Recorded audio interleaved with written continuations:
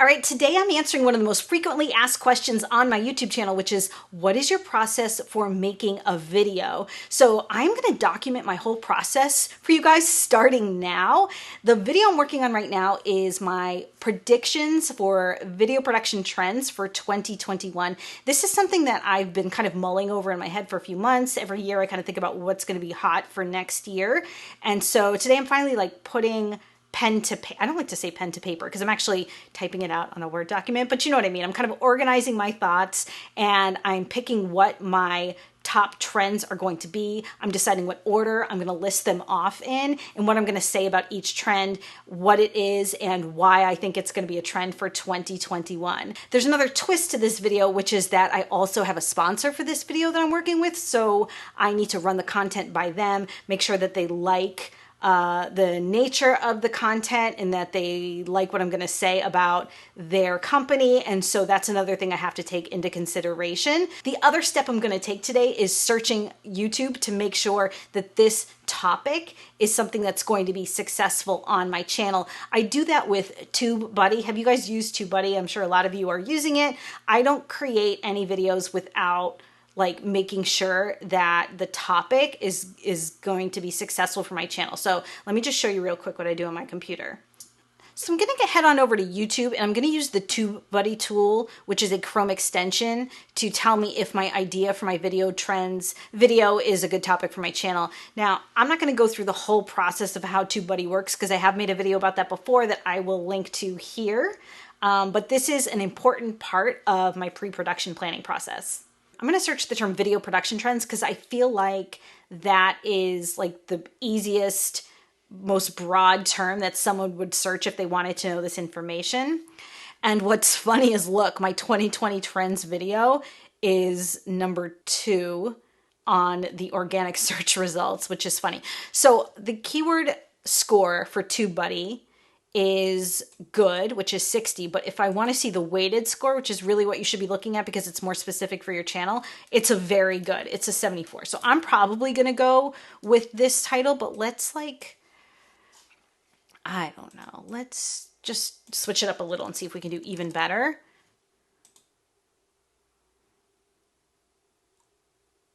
And that has a 78. That might be the winner. You know, a very good score on TubeBuddy, in my opinion, is like really, really great. So I'm very happy for this. All right, so now that I know what my title is going to be, I know that this is going to be a good idea for my channel, which in this case, I had a pretty good idea that it would be because I do know that I rank really high for the video trends for 2020 video I already made. Let me get down into the nuts and bolts and write down all the things that I want to include in this video so that when it comes time to roll in the studio, I'm ready and I have all my thoughts organized.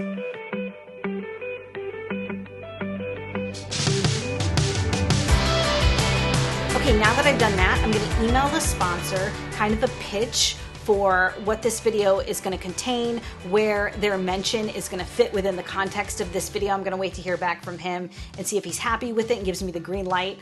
This sponsor is great to work with. They're really knowledgeable, but also like really easygoing and very supportive. So I actually love the sponsor I'm working with for this video.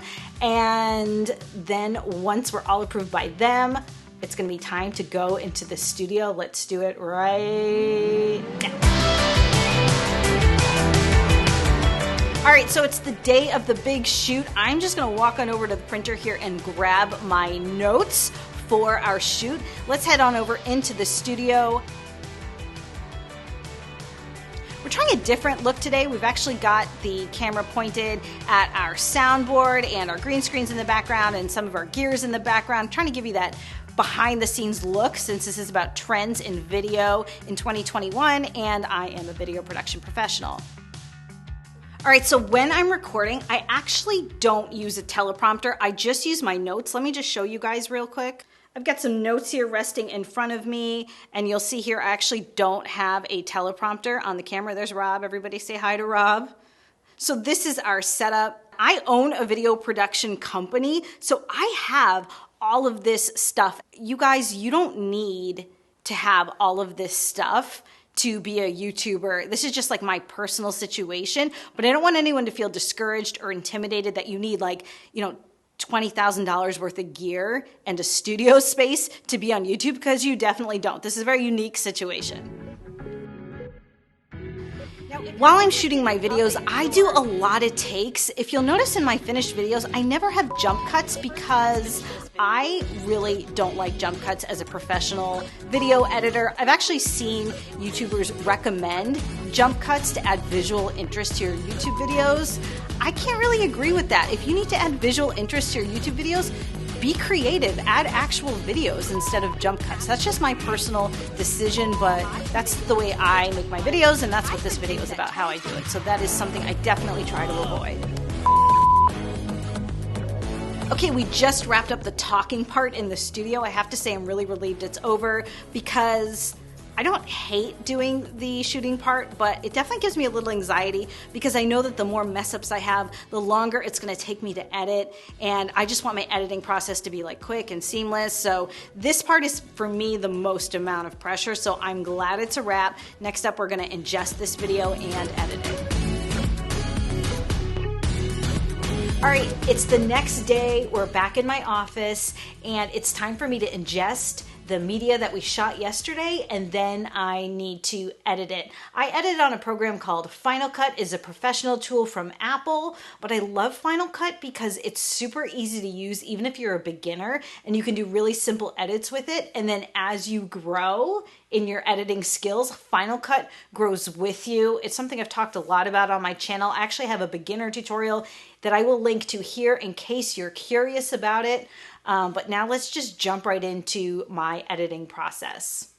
So the first thing I need to do is ingest my media. This takes a little while, so I'm just gonna speed this part up for you. So now once I've got my media ingested in Final Cut, I have to go through and watch all the clips and select my best takes. Now, as I said during the shoot, I don't like jump cuts in my video, so I'm really looking for my favorite takes. And I also do a little bit color correction and recropping. And then once I've got my timeline laid out with all of the speaking parts, I go in and I start adding my visuals. In this case, it's going to be a lot of examples of the trends that I'm talking about. Some of these are videos I ripped from YouTube or that I screen recorded, things I created on my own. So I go in and I lay in all of these visual elements that I think add a lot to the videos in terms of visual interest and really match what I'm talking about. I have a pretty stringent, if you say it, let me see it policy when it comes to editing. I want to see what anyone's talking about in their videos. I don't want to just watch them say it. So that's the process that I use. Now, while I'm editing, I'm going to throw up this subscribe now button to remind you to subscribe. I want to tell you that you can grab this subscribe button and two others at JennJager.com, my website, for free. I have a download link where you can grab these really fun subscribe buttons to remind people to subscribe to your own channel, help your own channel grow. Okay, the last thing I do is select my thumbnail and then bring it into Photoshop, where I cut myself out and then I add in the title of my video on the thumbnail, all in Photoshop. I do all of this in Photoshop, and I try a lot of different configurations. I have to think about how much text I can fit on a thumbnail screen. You definitely don't want too much text in your thumbnail, but you want it to be something that people understand what the video is about and that makes them interested. And so I like to use, some bright colors and some big, bold text so it's easy to read even on a smartphone. All right, so once I'm done with that thumbnail, I save it as a JPEG. Now, at this point, I've exported my finished video and I'm gonna upload it to YouTube. Now, because this video has a sponsor, I'm going to just upload it for now and send them a link. I'm gonna leave the video as unlisted. I'm gonna email them a link so they can just preview it, make sure that they're happy with it and that they don't have any changes. The sponsor is actually really easy to work with. They are super supportive of creators and they don't want you to change your style or your tone or your voice just because the video is sponsored. They sponsor you because they like what you're doing already. So I just need to send them this unlisted YouTube link so they can just look at the video, make sure that they're 100% happy with it. And then once they are, I'll go back in and I'll do all the optimization and all the stuff I do for all of my videos. All right, so it's been a few days. The sponsor's given the video the green light, which I kind of knew that they would, and I'm super excited about that. So now it's time to go in and optimize my video. I'm here in YouTube Studio. I'm gonna click on over to content to find that video that is unlisted, and I'm going to hover my mouse over the description of that video till I get this little pencil icon to modify the details. So what I do is I go in and I type in my title as I want it to appear on my YouTube video. This is the title that I searched using TubeBuddy, the keyword research tool at the beginning of this pre-production process. I wanna make sure everything matches and that title is totally optimized for YouTube and my channel. The next thing I do is I head on down to my description. I go in and write a quick couple sentence description about what this video is about, and then I go in and add in all my chapters. I hate adding the chapters if you want to know the truth, but I do think they're helpful, not just for my searchability on YouTube, but helpful for my viewers. It's something YouTube clearly wants us to do, so I'm gonna go ahead and do that. And then you can see below here, I actually have all of my default data, and that information's always there and it saves me time so I don't have to keep retyping it over and over.